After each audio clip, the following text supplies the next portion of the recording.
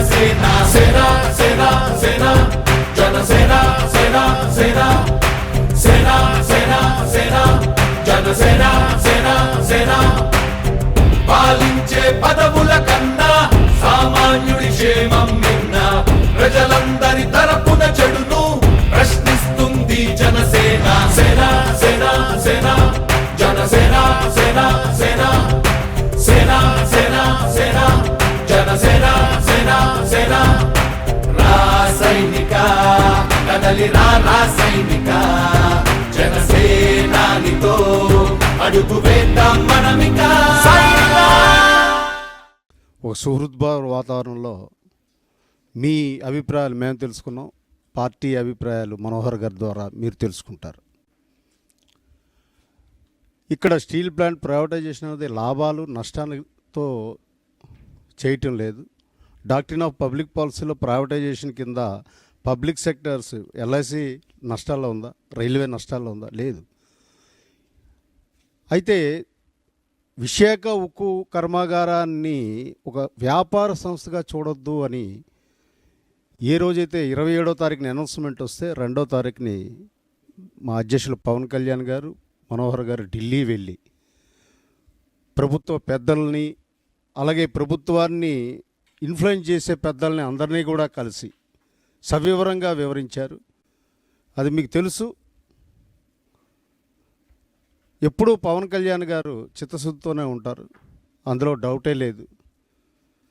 రెండవది ఏంటంటే ఇక్కడ సమస్య గురించి ఎక్కువ మాట్లాడాలి. గతంలో నేను డాస్ మీద కూడా చెప్పాను. ఈక్వేషన్స్ మాట్లాడుతుంటారు పాలిటిక్స్. బీజేపీ మీ అనుకుండాలి కానీ మీరు దాని అనుకుండాలి ఏంటి? ఇవన్నీ మనకు అనవసరం. మనకు కావాల్సింది ఏంటి? ఉక్కు కర్మాగారం ప్రైవేటైజేషన్ ఆపాలి. మాకు పాలిటిక్స్ను మాకు నిర్దేశాలు చేయడం అనేది నేను చాలా మీటింగ్లో చూశాను. అది కాదు. అది మేము ఎవరితో ఉండాలి? ఒకసారి ఒక ఆయన అడిగాడు, జీవీఎంసీలో తాతారావు గారు మేమంతా కూడా చేస్తుంటే మీరు బీజేపీ కలిసే ఉన్నారు కదండి, ఏంటండి ఇది అని అంటే, నువ్వు క్వశ్చన్ వేస్తున్నావా కామెంటరీ చెప్తున్నావా అని అడిగాను విలేకరిని. క్వశ్చన్ వేస్తున్నట్టు వీను అయితే మాకు వాళ్ళకి ఉన్నది ఎన్నికల పొత్తు. మేమే ఆల్ చేసి చెప్తే తలపడానికి డూడు బసవలంలో కాదని చెప్పాం. అంటే మా జనసేనలో ఆ నిబద్ధత ఉంటుంది, ఆ నిజాయితీ ఉంటుంది కాబట్టి స్పష్టంగా మాట్లాడతాం, అందులో డౌటే లేదు. ఢిల్లీలో ఒక మాట, గల్లీలో ఒక మాట, పాదయాత్రలో ఒక మాట, డయాస్ మీద ఒక మాట, ఇంటి దగ్గర 9 గంటల తర్వాత ఒక మాట. జనసేన కల్చర్ కాదు, జనసేన కల్చర్ కాదు. జనసేన ఎప్పుడు ఒకే మాట మీద ఉంటుంది, ఒకే త్రాటి మీద ఉంటుంది. కాబట్టి ఇవన్నీ కూడా పవన్ కళ్యాణ్ గారి దృష్టికి మనోహర్ గారు తీసుకెళ్తారు. అలాగే వారు అందించినటువంటి సందేశాన్ని కూడా నేను కూడా మీతో పాటే ఎదురు చూస్తున్నాను. మనోహర్ గారి ఉపన్యాసాన్ని జనసేన ఎప్పుడూ మీతో నిరంతరము పార్టిసిపేట్ చేస్తుంది. మా జన సైనికులు చాలా ఉత్సాహంతో యాజిటేషన్లో పాల్గొంటున్నారు. ఎవరు గుర్తించినా గుర్తించకపోయినా ఇది ఒక సామాజిక బాధ్యత, సామాజిక స్పృహతో మేమంతా నాయకులం కానీ జన సైనికులు మీతో నడుస్తున్నాం అన్న విషయం తెలియజేస్తూ సెలవు తీసుకుంటున్నాను. Thank you very much. Visakhapatnam steel plant అనేది సువర్ణ నక్షత్రంలో రాసున్న అంశం.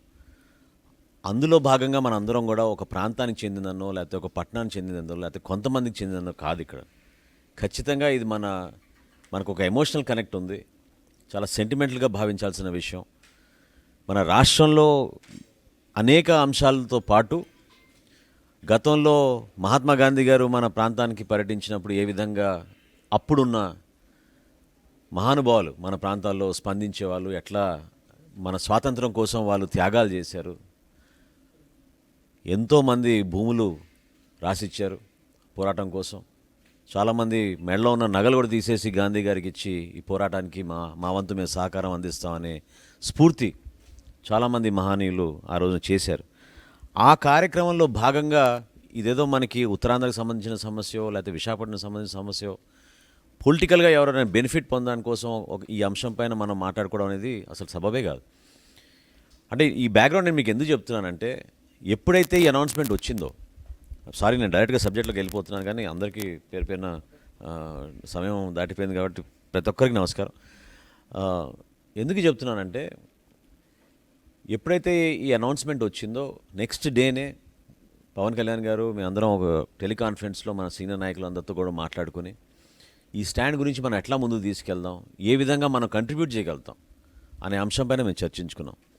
భారతీయ జనతా పార్టీతోటి జనసేనకి పొత్తు వచ్చింది. అది గత సంవత్సరంలో మేము ఈ ప్రస్తావనలో ఈ ప్రస్థానంలో ఆ నిర్ణయం ఎందుకు తీసుకున్నామంటే, ఆ రోజున అమరావతి రైతులకి జరుగుతున్న అన్యాయం గురించి, రాష్ట్రంలో క్షీణిస్తున్న లా అండ్ ఆర్డర్ పరిస్థితులను అవగాహన చేసుకుని ఖచ్చితంగా కొంతవరకైనా ఈ ప్రభుత్వం పనితీరులో మార్పు వస్తుంది, భారతీయ జనతా పార్టీ కేంద్రంలో ఉంటే మోడీ గారి నాయకత్వంలో మన రాష్ట్రానికి ఏమైనా మేలు జరుగుతుందనే ఉద్దేశంతో ఆ రోజు పవన్ కళ్యాణ్ గారి నిర్ణయం తీసుకుని, అప్పటికి ఎన్నికలై 6 నెలలే అయింది. ఇంకా 4.5 సంవత్సరాల దూరం ఉన్నప్పుడు పొత్తులో భాగంగా మేము రాజకీయ పరంగా లబ్ధి పొందాల్సిన అవసరం ఏం లేదు. కాకపోతే మన రాష్ట్రానికి దానివల్ల ఖచ్చితంగా మనకి ఒక మెరుగైన పరిస్థితి ఏర్పడుతుంది, మనం కూడా మన వంతు మనకు కృషి చేద్దామనే ఉద్దేశంతో ఆ రోజు నిర్ణయం తీసుకున్నాం. అమిత్ షా గారితో మేము మీటింగ్ వెళ్ళినప్పుడు, అంటే ఇది ఇంటర్నల్ మీటింగ్ కాబట్టి నేను మీతో షేర్ చేస్తున్నాను, ఎందుకంటే బయట రకరకాలుగా అనుకోవచ్చు, కానీ మేము ఎక్కడ కూడా తగ్గలేదు, ఎక్కడ వెనకాడలేదు. మొట్టమొదటి రోజు నుంచి కూడా మా నాయకులతోటి పవన్ కళ్యాణ్ గారు మాడుతూనే ఉన్నారు, శివశంకర్ గారితో, సత్య గారితో, తాతారావు గారితో మీ అందరం కూడా టెలికాన్ఫరెన్స్లో పాల్గొంటూనే ఉన్నాం. చాలా క్లారిటీగా మనం ఈ అంశానికి ఎట్టి పరిస్థితుల్లో కూడా మనం నిజాయితీగా పోరాడదాం. ఇది ఎవరు ఏ స్టాండ్ తీసుకుంటున్నారు, ఎవరు ఏ విధంగా మాట్లాడుకున్నారు, రాజకీయంగా వాళ్ళకి అవసరం ఉండొచ్చు. ఎందుకంటే మేము ఢిల్లీకి పోయేది పవన్ కళ్యాణ్ గారికి ఏం కేసులు లేవు, లేకపోతే పవన్ కళ్యాణ్ గారికి ఏదైనా ఒక పదవి కోసం ప్రయత్నం కాదు, లేదా పార్టీ కోసం మాకేదో లబ్ధి వస్తుందనే అంశమే కానే కాదు. అమిత్ షా గారితో మాకు మీటింగ్ జరిగింది, చాలా ఇబ్బందికరమైన పరిస్థితులు యాక్చువల్లీ. ఎందుకంటే పార్లమెంట్లో ఆ రోజు వాళ్ళు బిల్ పాస్ చేసుకుంటున్నారు, అంత క్లిష్టమైన సమయం టైంలో కూడా ఆయన మాకు టైం ఇచ్చి పార్లమెంట్లోనే కలిసాం అమిత్ షా గారిని.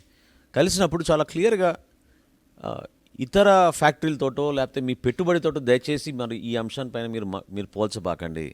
బహుశా మీకు సరైన రీతిలో మీ బ్యూరోక్రసీ లేదా పొలిటికల్ లీడర్షిప్ మీకు పూర్తిగా బ్రీఫ్ చేయలేదేమో, కానీ ఈ విశాఖపట్నం స్టీల్ ప్లాంట్ అనేది చాలా చరిత్ర ఉంది, దీనికి చాలామంది త్యాగాలు చేశారు. పొలిటికల్గా ఒక రాజకీయ పక్షంగా మీరు ప్రభుత్వంలో ఉన్నారు కాబట్టి మీరు పాలసీ డెసిషన్ అని మీరు అనొచ్చు, కానీ రాష్ట్రంలో మాత్రం ఖచ్చితంగా మా వంతు మేము ఈ కాజ్ కోసం మాత్రం మేము పోరాడతాం, దీనికి మీరు కూడా సిద్ధం అవ్వాలి, మేము కూడా సిద్ధం అనే మాట పవన్ కళ్యాణ్ గారు చాలా స్పెసిఫిక్గా చెప్పారు. ఇందా సోదరుడు చెప్తున్నాడు నిర్వాసితుల గురించి ఎవరు మాట్లాడరండి. ఆ మీటింగ్లో కూడా పవన్ కళ్యాణ్ గారు బలంగా మాట్లాడిన నిర్వాసితుల గురించి చాలా క్లియర్గా చెప్తున్నాను మీకు. ఎందుకంటే ఆ సమస్య పైన ఆయనకు అవగాహన ఉంది కాబట్టి, ఈ ప్రాంతంలో చాలామంది కలుస్తూ ఉంటారు కాబట్టి, ఆయనకి పూర్తిగా ఈ సమాచారం ఉంది కాబట్టి చాలా నిజాయితీగా మేము ప్రయాణం చేసాం.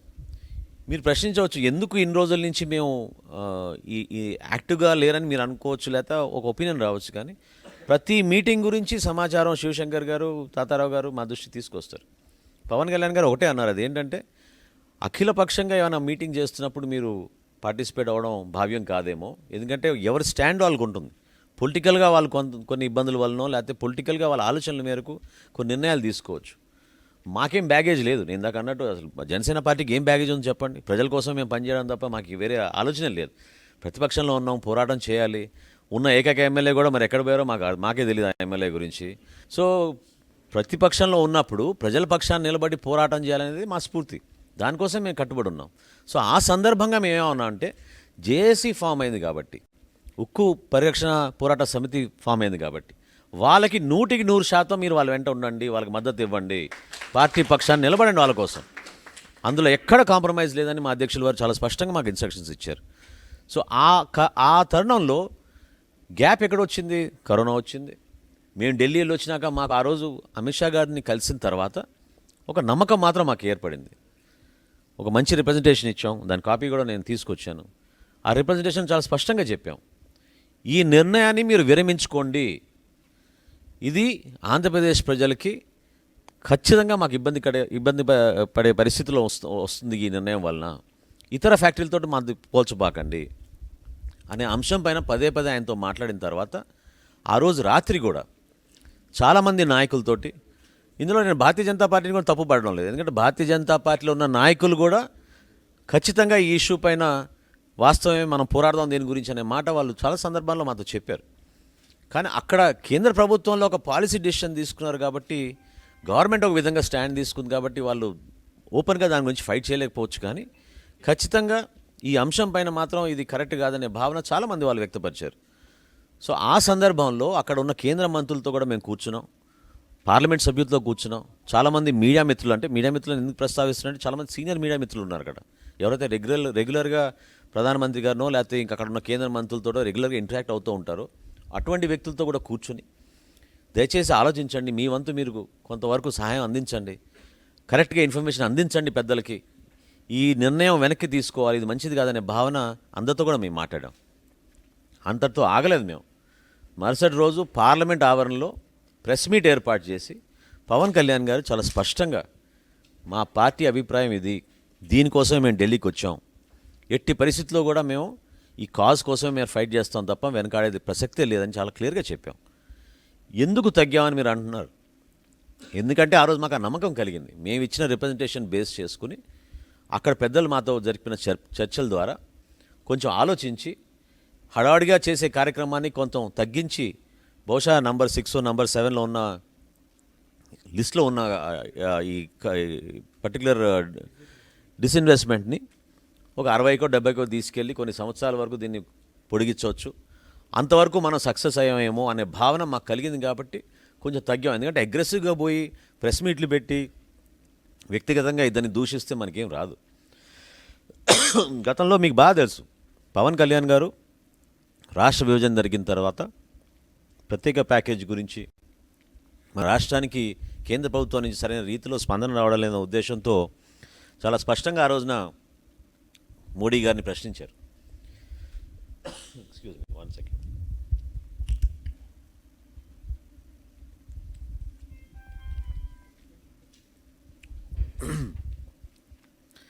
ఆ రోజు కూడా ఏంటంటే ఒక కమిట్మెంట్తో మాట్లాడిన మాటలేవి, రాజకీయ లబ్ధి కోసం కానే కాదు.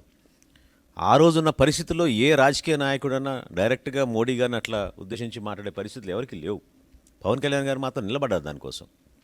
ఇప్పుడు కూడా ఏంటంటే ఆయన మాతో కూడా చెప్పిన మాట ఏంటంటే, మనం ఒక స్టాండ్ తీసుకుంటే దానికి మనం కమిట్ అయిపోవాల్సిందే. స్టాండ్ తీసేసుకున్నాం, కానీ గతంలో మనకు వచ్చిన అనుభవంతో కొంచెం జాగ్రత్తగా ఎట్లా మనకి బెనిఫిట్ అవుతుందనే దానిపైన మనం మాట్లాడుకుందాం. అది మనకు ఉపయోగపడాలి, మన ప్రజలకు ఉపయోగపడాలి. స్టీల్ ప్లాంట్ విషయంలో జనసేన పార్టీ ఎప్పుడు కూడా మీ అందరితో పాటు మేము కూడా పోరాటం చేయడానికి సిద్ధంగా ఉన్నామని పదే పదే పార్టీ అధ్యక్షులు ఎప్పుడు చెప్పారు. మధ్యలో జీవీఎంసీ ఎలక్షన్స్ వచ్చినాయి, మా నాయకత్వం ఖచ్చితంగా ఒత్తిడి తీసుకొచ్చారు. కనీసం క్యాంపెయిన్కి ఒక్క రోజు కోసం వచ్చేళ్ళండి, ఒక రోడ్ షో చేద్దాం లేకపోతే పాదయాత్ర చేద్దాం అని రకరకాలుగా చెప్పారు. కానీ పవన్ కళ్యాణ్ గారు ఆ రోజు నిజంగా ఒక స్టేట్స్మెన్ లాగా ఆయన నిర్ణయం తీసుకున్నారు. ఆయన ఏమన్నారంటే, పార్టీ బెనిఫిట్ కోసం ఒక క్యాంపెయిన్ కోసం వెళ్ళి మనం స్టీల్ ప్లాంట్ అంశాన్ని మాత్రం మనం వాడుకోకూడదు. ఈ మూమెంట్లో మనం అక్కడికి వెళ్తే బహుశా 6 కార్పొరేటర్ల బదులు 10 గెలవచ్చు, లేకపోతే 12 గెలవచ్చు. కానీ మన లక్ష్య సాధన కోసం మాత్రం మనం ఇది సుదీర్ఘమైన పోరాటం చేయాల్సిన పరిస్థితి ఉంటుంది కాబట్టి కొంచెం సమయం ఇద్దాం అనే ఆలోచనతో ఆయన తగ్గారు. ఆ రోజున తగ్గింది వాస్తవం. ఎందుకంటే భారతీయ జనతా పార్టీతోటి మాకున్న రిలేషన్షిప్ తోటి మేము ఇంటర్నల్గా అనేక సందర్భాల్లో మేము జరుపుకున్న మీటింగ్స్లో కూడా చాలా స్పష్టంగా వాళ్ళతోటి మీరు నిలబడాలి దీనికోసం, అవసరమైతే మోడీ గారిని కూడా మనం రిప్రజెంట్ చేద్దాం, కన్విన్స్ చేద్దాం, అందరం మాట్లాడుకుందాం. ఎందుకంటే మన ప్రజలకు సంబంధించిన అంశం అనే ఇష్యూ పైన ఎప్పుడు కూడా మేము మాట్లాడుతూనే ఉన్నాం. ఇక్కడ బెనిఫిట్ ఎవరికి వస్తుందా అనేది దయచేసి మీరు ఆ విధంగా అనుకోబాకండి. ఎందుకంటే పొలిటికల్ పార్టీస్కి ఉన్న ఎజెండా వేరు. ఒక ఇష్యూ పైన నేను చెప్తున్నాను, అనుభవంతో చెప్తున్నాను. నేను ఆ రోజు విభజన జరిగినప్పుడు ఒక శాసనసభ సభాపతిగా ఉన్నాను కాబట్టి నేను చెప్తున్నాను. మనం అందరం కలిసి పోరాటం చేయకపోతే విపరీతంగా నష్టపోతాం మనం. ఈ రోజున వాళ్ళ గురించి లేదా వాళ్ళ కుటుంబం గురించి లేదా ఒక ఉద్యోగం గురించి కాదు, భావితరాల కోసం ఒక మంచి మెసేజ్ ఇవ్వాలి. ఆంధ్రప్రదేశ్ ప్రజలు ఈ విధంగా నిలబడి పోరాడతారు, ఈ విధంగా ఒక అంశం పైన కలిసికట్టుగా పోరాడతారు అనేది చాలా బలంగా వెళ్ళాలి. విభజన అప్పుడు చాలా అన్ఫార్చునేట్ సర్కమ్స్టాన్సెస్లో ఆ క్రెడిబిలిటీ మనకి పోయింది, నిలబడలేకపోయారు. అందరు కూడా ఒకే మాట పైన, అందరు కూడా కలిసికట్టుగా మన ఇష్యూస్ ఏంటి, మనం ఏ విధంగా మనం రిప్రజెంట్ చేద్దాం, ఏ విధంగా మనం ఫైట్ చేద్దాం అనే దానిపైన మనం వెనకబడ్డాం. ఇప్పుడు మళ్ళీ ఇది ఒక ఆపర్చునిటీగా నేను అనుకుంటున్నాను. ఎందుకంటే తప్పకుండా మనం ఇది చూపించవచ్చు. విశాఖపట్నం స్టీల్ ప్లాంట్ గురించి కేంద్ర ప్రభుత్వం తీసుకున్న నిర్ణయం తొందరపాటు నిర్ణయం. ఈ నిర్ణయాన్ని మీరు వెనక్కి తీసుకోండి. దానికి మేమందరం ఖచ్చితంగా మీతో పాటు మేము ప్రయాణం చేస్తాం. మీరందరూ కూడా దయచేసి గుర్తించాల్సింది ఏంటంటే, ఈ అంశం పైన పార్టీలకు అతీతంగా అనేక సంఘాలు ఇక్కడ ఉన్నాయి. కార్మిక సంఘాల నుంచి మీరు ఉన్నారు, పెద్దలందరూ కూడా మీరు కూడా దాదాపు ఇన్ని రోజుల నుంచి మీరు పోరాటం చేస్తున్నారు. పోరాటమే కాదు, మీ దగ్గర ఉన్న నాలెడ్జ్ కానివ్వండి, ఇన్ఫర్మేషన్ కానివ్వండి, ఇవన్నీ కూడా ప్రభుత్వం దగ్గర లేదని అనుకోబాకండి. ఎందుకంటే వాళ్ళు కూడా మనం ఇది మాట్లాడుతున్నప్పుడు ఇవన్నీ మాకు తెలుసనే అంటారు సమాధానం. కానీ ఇది ఓవరాల్గా గవర్నమెంట్ ఆఫ్ ఇండియా తీసుకున్న పాలసీ డిసిషన్ అంటారు. మనం ఒక యూనిట్గా మనం నిలబడినప్పుడు, ఆ యూనిటీని మనం ముందు తీసుకెళ్ళినప్పుడు ఖచ్చితంగా పార్టీలకు అతీతంగా మనం పోరాడాల్సిందే. మీ పోరాటంలో భాగంగా పవన్ కళ్యాణ్ గారు వచ్చి మీతో పాటు నిలబడతారు, డెఫినెట్గా నిలబడతారు. పార్టీ పరంగా మేమందరం కూడా మా పార్టీ అధ్యక్షులు ఇచ్చిన ఆదేశాల మేరకు క్షేత్రస్థాయిలో మీతో పాటు కలిసి ఈ విశాఖపట్నం గురించి, ఉత్తరాంధ్ర గురించి పూర్తి అవగాహనతోటి మనం మాట్లాడుతున్నాం. కాబట్టి తెలుగు ప్రజల ఆత్మాభిమానం కోసం, ఆత్మగౌరవం కోసం మనందరం ఈ విధంగా ఫైట్ చేయాలనే ఆలోచన మీ అందరిలో కూడా కలిగింది. కాబట్టి అందరం కలిసి ఇదే నిర్ణయం తీసుకుందాం. పవన్ కళ్యాణ్ గారిని ఆహ్వానించుకుందాం. మీ ప్రాంతానికి అది ఎక్కడ పెట్టుకుంటారా మీరు మీటింగ్ అనేది మీరు డిసైడ్ చేసుకొని మా పెద్దలందరితో కలిసి తప్పకుండా మీ అందరితో కూర్చొని మాట్లాడి ఈ అంశాన్ని మనం ఎట్లా అడ్రస్ చేద్దాం, ఎట్లా దీనికి మనం ఒక సొల్యూషన్ తీసుకురాగలుగుతాం అనేది ఆయన నిలబడతారు. ఎందుకంటే జనసేన పార్టీకి ఇతర పార్టీలకి దయచేసి అన్యదా భావించబాకండి, కానీ మాకు తేడా ఏంటంటే మేము ప్రెస్ మీట్లు ఏర్పాటు చేసి ఒకరినొకరు దూషించడం అనేది మేము చేయం. వ్యక్తిగతంగా ఎవరిని విమర్శించాం. ఒక ఇష్యూ ఉన్నప్పుడు ఆ ఇష్యూని మనం ఎట్లా సాల్వ్ చేద్దాం, దానికి సొల్యూషన్ ఏంటి, ఆ సొల్యూషన్ కూడా మేము చర్చించుకున్న తర్వాతనే ప్రెస్ మీట్ పెట్టి ఈ విధంగా మీరు మార్పు తీసుకొస్తే ఖచ్చితంగా ప్రజల్లో కానీ ప్రభుత్వం పైన ఒక నమ్మకం కలుగుతుందనే అంశం పైన మేము మాట్లాడతాం తప్ప వ్యక్తిగతంగా ఎవరిని కూడా మేము డైరెక్ట్గా అటాక్ చేసి క్రిటిసైజ్ చేసే పరిస్థితులు మాకు ఎప్పుడు కూడా రావు. చాలామంది పెద్దలు ఈ రోజున మాట్లాడారు. అదేంటంటే నాకు బాగా గుర్తు, ఆ రోజు అమిత్ షా గారితో మాట్లాడినప్పుడు ఒక గొప్ప మాట పవన్ కళ్యాణ్ గారు చెప్పారు. 34 ఆ రోజున ప్రాణత్యాగం చేశారండి. ఉత్తరాంధ్రలో ఉన్న పరిస్థితులు ఈ రోజుకి కూడా వెనుకబడిన ప్రాంతాల్లో, మీరు బీహార్ కానివ్వండి, తెలంగాణలో కానివ్వండి, అక్కడ కానీ వెనుకబడిన ప్రాంతం మా ఉత్తరాంధ్ర ప్రాంతం. అక్కడున్న ఆలోచనలో ఒక పట్టుదల ప్రజల్లో ఉన్నది బహుశా మీకు ఆంధ్రప్రదేశ్లో ఇంకెక్కడ కూడా కనపడపోవచ్చు. అట్ ద సేమ్ టైం దయచేసి మీరు యూనియన్ హోమ్ మినిస్టర్గా మీరు దయచేసి ఆలోచించాల్సింది ఏంటంటే ఇటువంటి నిర్ణయాల వలన యూత్ బాగా ఎఫెక్ట్ అయిపోతారు. యూత్ అనవసరంగా ఒక ఎక్స్ట్రీమిస్ట్ ఆలోచనలోకి వెళ్ళిపోతారు. అటువంటి పరిస్థితి రాకూడదు. దానికోసం మీరు కూడా ఆలోచించి పెద్ద మనసుతోటి కావాలంటే ఇంటెలిజెన్స్ రిపోర్ట్స్ తెప్పించుకోండి. మీరు తెప్పించుకుని జాగ్రత్తగా నిర్ణయాన్ని ఇంకొకసారి మీరు మోడీ గారి దృష్టికి తీసుకెళ్ళమని ఆ రోజు చెప్పారు. ఎందుకంటే ఈ రోజున మన ప్రాంతంలో ఎక్కడ కూడా మనకి పెట్టుబడులు రావడం లేదు, ఎక్కడ కూడా మనకు ఉపాధి అవకాశాలు రావడం లేదు. ఖచ్చితంగా మనం అందరం కూడా కలిసి ఆలోచించేది ఏంటంటే భవిష్యత్తులో మన బిడ్డడికి మనకి మంచి అవకాశాలు ఉండాలి, మంచి ప్రాంతంగా ఎదగాలి, మనం అభివృద్ధి రావాలని కోరుకుంటున్నాం. ఆ పరిస్థితులు మారాలనుకున్నప్పుడు తప్పకుండా మనం ఈ మార్పు తీసుకురావాలి. ఆ రోజు శాసనసభ సమావేశాలు ఏర్పాటు చేయమన్నది కూడా దాని వెనక కారణం ఇదే. కేవలం ఒక తీర్మానం కాదు పవన్ కళ్యాణ్ గారు కోరింది. పవన్ కళ్యాణ్ గారు కోరింది ఏంటంటే ఒక స్పెషల్ సెషన్ ఏర్పాటు చేయమన్నారు. ఒక ప్రత్యేక సెషన్ మీరు ఏర్పాటు చేసి ఒక రోజో 2 రోజులో మీరు దీని గురించి చర్చించి అందరి అభిప్రాయాలు తెలుసుకొని అన్ని పార్టీలు ఎవరైతే వాళ్ళు పాపం వాళ్ళ ఆలోచనతోటి వాళ్ళ అవగాహనతోటి వాళ్ళు మాడగలుగుతారో ఆ అంశాలపైన మీరు జాగ్రత్తగా తీర్మానం చేసి కేంద్ర ప్రభుత్వాన్ని పంపించమని కోరారు. ముఖ్యమంత్రి గారు వచ్చి మీ అందరితో మాట్లాడారు, సంతోషం. అదేవిధంగా తెలుగుదేశం పార్టీ నుంచి వచ్చారు, సంతోషం. జనసేన పార్టీ నుంచి రాలేదని మాత్రం మీరు అనుకోబాకండి. ఎందుకంటే మనసు నిండి మీతో పాటు ప్రతిరోజు ఈ పోరాటంలో భాగస్వాములు అయింది పవన్ కళ్యాణ్ గారు. అసలు దాంట్లో వేరే తేడానే లేదు. ఎవ్రీడే ఈ ఇష్యూ పైన ఆయన ఆలోచన నిండు మనసుతోటి ప్రతి సందర్భంలో కూడా ఆయన కోరేది ఏంటంటే ఎట్లా మనం ఇక్కడ సొల్యూషన్ తీసుకురాగలుగుతాం, ఏ విధంగా మనం పోరాటం చేయగలుగుతాం. అసలు ఒక్కరోజు కూడా ఆయన వెనకాడలేదే. చాలామంది ఎన్ని ఒత్తిళ్లు చేసినా కూడా ఒకటే మాట మీద నిలబడ్డారు. ఇది రాజకీయంగా మనకు బెనిఫిట్ కాకపోవచ్చు, కేంద్రంలో వాళ్ళు మన తప్పు పట్టచ్చు, కానీ మనం మాత్రం స్టాండ్ తీసుకుందాం, మన ప్రజల కోసం మనం నిలబడదాం అనేది చాలా క్లారిటీగా ఉన్నారు ఆయన. సో మీరందరినీ కూడా నేను రిక్వెస్ట్ చేసేది ఏంటంటే చాలా చాలా అద్భుతంగా మీరందరూ మీకున్న అనుభవంతో మీరు చెప్పారు. పెద్ద ఆయన అనేక పార్టీలని కలుపుకుని ముందు తీసుకెళ్దాం మస్తానయ్య గారు కూడా చెప్పారు. ఇక్కడ పార్టీలతో ముడిపడలేదు అనే మాట కూడా మనం అనలేం. ఎందుకంటే ఆఫ్టర్ ఆల్ సొసైటీలో మన అందరం కూడా ఒక ఇష్యూ పైన మన పోరాడాలనుకో అందరం కూడా రావాలి. We all come from different backgrounds. కానీ ఈ ప్రాబ్లం గురించి, ఈ సొల్యూషన్ గురించి మనందరం కూడా మన భవిష్యత్తు కోసమే మనం మాట్లాడుతున్నాం తప్ప ఇక్కడ లబ్ధి కోసం మనం మాట్లాడడం లేదు. ఎందుకంటే ఇప్పుడు ఓట్ల సమయం కాదు. రేపటి రోజున మనం మీటింగ్ పెట్టుకుంటే హడావిడిగా మనం ఇంటింటికి వెళ్ళి ఓట్ల ప్రచారం చేసే పరిస్థితి కూడా ఈరోజు లేదు. కాబట్టి ఇది రైట్ టైం. అది 220 రోజులు జరిగిందా, 250 రోజులు జరిగిందా అనేది మనం పక్కన పెట్టి ఐ థింక్ కరెక్ట్ టైంకి వచ్చింది. ఈ టైంలో మన అందరం కలిసికట్టుగా చక్కగా పవన్ కళ్యాణ్ గారి నాయకత్వం మనకి ఎందుకు అవసరం అనుకుంటే క్రెడిబిలిటీ వలన, అంతే, ఇంకేం లేదు దీంట్లో. రాజకీయ లబ్ధి కోసం కాదు మేము కూడా మాట్లాడేది. రాష్ట్ర వ్యాప్తంగా ఆయనకు ఆ గౌరవం ఉంది, ఆయన ఆ విధంగా అభిమానిస్తారు. ఎందుకంటే ఒక ఇష్యూ పైన ఆయన చాలా క్రెడిబుల్గా పోరాడతారు కాబట్టి.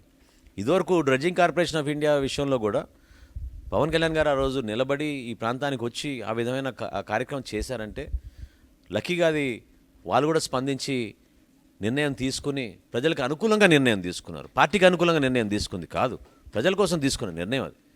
అదే విధంగా మనం ఇక్కడ కూడా స్టీల్ ప్లాంట్ విషయంలో ఆయన గాజువాక నుంచి పోటీ చేసిన కారణం కూడా అదే. పూర్తిగా అవగాహన ఉంది గంగావరం పోర్టు గురించి, పూర్తిగా అవగాహన ఉంది నిర్వాసితుల గురించి, పూర్తిగా ఈ ప్రాంత ప్రజల గురించి నాకు అవగాహన ఉంది. దీనికి మనం న్యాయం చేయగలుగుతాం, రేపటి రోజు మనం కూడా రిప్రజెంట్ చేయగలుగుతాం అనే ఉద్దేశంతో ఆయన ఇనీషియల్గా గాజువాక నుంచే పోటీ చేద్దామని ఫస్ట్ నిర్ణయం తీసుకుంది, గాజువాక నుంచే పోటీ చేయాలని. తర్వాత గోదావరి జిల్లా నుంచి బాగా ఒత్తిడి వచ్చింది కాబట్టి ఆయన అక్కడ కూడా వేశారు, కానీ లేకపోతే ఓన్లీ గాజువాక నుంచి పోటీ చేద్దామని ఆ రోజులో అనుకున్నారు ఆయన. ఎందుకంటే అటువంటి అభిప్రాయం ఆయనకు ఉంది చాలా స్పష్టంగా. సో నా request to all of you ఏంటంటే ఈ నిర్వాసితుల విషయం మనం ఏమాత్రం కూడా తగ్గించకూడదు. ఎందుకంటే పోలవరంలో కూడా మనం చూసాం, పోలవరంలో జరుగుతున్న డ్యామేజ్ మామూలు డ్యామేజ్ కాదు. అక్కడ కూడా ఇదే పరిస్థితి. ఒక ప్రాజెక్ట్ మొదలైన తర్వాత అసలు పూర్తిగా మర్చిపోతారు. వాళ్ళని కూడా మనం వెంట పెట్టుకుని మనం అందరం కూడా కలిసి ఈ సమస్య పైన జాగ్రత్తగా కలిసిమెలిసి మనం మంచి వాతావరణంతో విజయం సాధించుకుంటాం నమ్మకం నాలో ఉంది. కేంద్ర ప్రభుత్వంలో కూడా పెద్దలు తప్పకుండా స్పందిస్తారు, నాకు ఆ నమ్మకం కూడా ఉంది. ఎందుకంటే పార్టీలకు అతీతంగా ఈ రోజున భారతీయ జనతా పార్టీ కూడా మా జనసేన పార్టీతో కలిసి ఉన్నారు కాబట్టి ఎవరు కూడా దీంట్లో బాధపడాల్సిన అవసరం లేదు. అభాగ్యులుగా మీరు భావించాల్సిన అవసరం ప్రత్యేకంగా లేదు. ఎందుకంటే మీ అందరి తరఫున నిలబడే బాధ్యత మాకు ఉంది, నిలబడతాం కూడా అనే నమ్మకం నేను మీకు కల్పిస్తున్నాను. పవన్ కళ్యాణ్ గారు తప్పకుండా ఈ మెసేజ్ మీ అందరికీ, ఇది అనుకోకుండా జరిగిన పరిణామం, అది కూడా చెప్తున్నాను నిన్న మీకు. ఎందుకంటే నిన్న నేను వచ్చిన తర్వాత మీ అందరం కూడా ఇంటర్నల్గా మాట్లాడుకుంటున్నప్పుడు ఒకసారి మిమ్మల్ని అందరినీ కలిసి అసలు మా పార్టీ స్టాండ్ ఏంటి, మా అధ్యక్షులు ఏ విధంగా దీని గురించి స్పందించారు, ఏ విధంగా మేము బయట మీకు మీడియాలో మేము ఎక్కువ ప్రచారం చేసుకోకపోవచ్చు, కానీ ప్రతి మీటింగ్లో కూడా కేంద్రంలో జరిగిన ప్రతి మీటింగ్, కేంద్ర నాయకులతో జరిగిన ప్రతి మీటింగు, మేము జరుపుకున్న వీడియో కాన్ఫరెన్సులు కానీ టెలికాన్ఫరెన్సులు కానీ అన్నిట్లో కూడా మా పిఎస్సి మీటింగ్లో కానీ ఎప్పుడు కూడా మేము ఈ అంశంపైనే ప్రధానంగా మేము మాట్లాడుకుంటూనే వచ్చాం. కాబట్టి తప్పకుండా ఆ నమ్మకం మీరు మా మీద పెట్టుకోండి. పవన్ కళ్యాణ్ గారు స్వయంగా వచ్చి మీకు ఆ భరోసా ఇస్తారు. ఆయన కూడా ఈ కార్యక్రమంలో మంచి జరగాలి, మన ప్రాంతానికి మేలు జరగాలి, ఇది ఆపుకోవాలనే ఉద్దేశంతో ఆయన చాలా నమ్మకంతో ఉన్నారు. మీరందరూ కూడా ఆ విధంగానే కలిసికట్టుగా మనం ఈ కార్యక్రమాన్ని విజయవంతం చేస్తామని నేను భావించుకుంటూ చివరిలో ఒక మాట, అదేంటంటే ఏ కార్యక్రమం చేసినా కూడా ఒక స్ట్రక్చర్డ్ విధానంలో మీరు ఆలోచించుకుంటే ఆ స్ట్రక్చర్కి మేమందరం కూడా కట్టుబడి ఉంటాం. దాంట్లో భాగంగా మేము కూడా మీకు ఇన్వాల్వ్ అయ్యి మీకు అందించాల్సిన మద్దతు అనుకోండి, మీకు అందించాల్సిన సపోర్ట్ అనుకోండి, తప్పకుండా చేస్తాం. లీగల్ పోరాటం గురించి అన్నారు, లీగల్ పోరాటం అయినా పొలిటికల్ పోరాటం అయినా మనం చేసేది మన ప్రజల కోసం కాబట్టి దీంట్లో ఏమాత్రం కూడా డ్యూయల్ రోల్ పాటించాల్సిన అవసరం ఎట్టి పరిస్థితుల్లో కూడా మా పవన్ కళ్యాణ్ గారికి లేదు, జనసేన పార్టీకి లేదు. We are very open, very transparent. ఆయన అన్ని మీటింగ్స్లో ఒకటే మాట చెప్తారు, ఏ నిర్ణయం తీసుకుంటే ఆ నిర్ణయం మాత్రం బహిర్గతంగా మేము మాట్లాడతాం. ఒక రూమ్లో ఒక మాట, బయటకు వచ్చిన ఒక మాట మాత్రం ఎప్పుడు జరగదు. కాబట్టి మరొకసారి మిమ్మల్ని పేరు పేరున ఆదివారం రోజు వచ్చి ఈ విధంగా మాతో సమయం గడిపినందుకు థ్యాంక్ యూ వెరీ మచ్. భవిష్యత్తులో పవన్ కళ్యాణ్ గారు స్వయాన వచ్చి ఈ ఉద్యమానికి ఒక మంచి స్ఫూర్తి ఇచ్చి కేంద్ర ప్రభుత్వాన్ని ఒప్పించే విధంగా మనందరం కలిసికట్టుగా పనిచేసుకుంటాం. అందులో ముందుగా జనసేన పార్టీ మీతో పాటు నడుస్తుందనేది మరొకసారి తెలియజేసుకుంటూ సెలవు తీసుకుంటున్నాను. జై హింద్.